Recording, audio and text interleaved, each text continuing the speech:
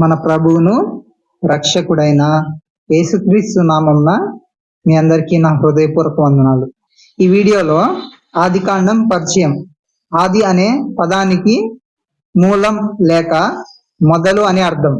ఈ పుస్తకం విశ్వం సృష్టి గురించి, మానవ జాతి ఆరంభం గురించి, లోకంలో పాపం, శ్రమ మొదలు కావడం గురించి వివరిస్తుంది. ఇంకా ఈ పుస్తకం దేవుడు మానవులతో ఎలా ప్రవర్తించాడో వివరిస్తుంది.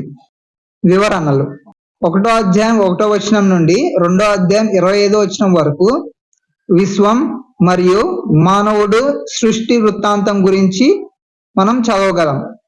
3వ అధ్యాయం 1వ వచనం నుండి 24వ వచనం వరకు పాపం మరియు శ్రమ ఆరంభం గురించి మనం చదవగలం. 4వ అధ్యాయం 1వ వచనం నుండి 5వ అధ్యాయం 32వ వచనం వరకు ఆదాము నుండి నోవాహు వరకు, 6వ అధ్యాయం 1వ వచనం నుండి 10వ అధ్యాయం 32వ వచనం వరకు నోవాహు మరియు జలప్రలయం గురించి మనం చదవగలం.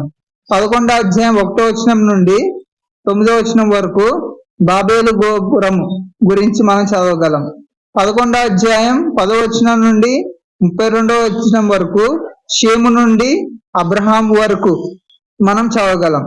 12వ అధ్యాయం 1వ వచనం నుండి 35వ అధ్యాయం 29వ వచనం వరకు పితరులు అనగా అబ్రహాము, ఇస్సాకు మరియు యాకోబుల జీవిత చరిత్ర గురించి మనం చదవగలం.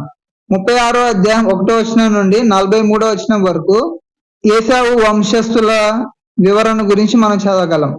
37వ అధ్యాయం 1వ వచనం నుండి 45వ అధ్యాయం 28వ వచనం వరకు యోసేపు మరియు అతని అన్నదమ్ముల గురించి మనం చదవగలం. 46వ అధ్యాయం 1వ వచనం నుండి 50వ అధ్యాయం 26వ వచనం వరకు ఐగుప్తులో ఇశ్రాయేలీయులు గురించి మనం చదవగలం. దేవుడు మిమ్మల్ని దీవించును గాక. ఆమేన్.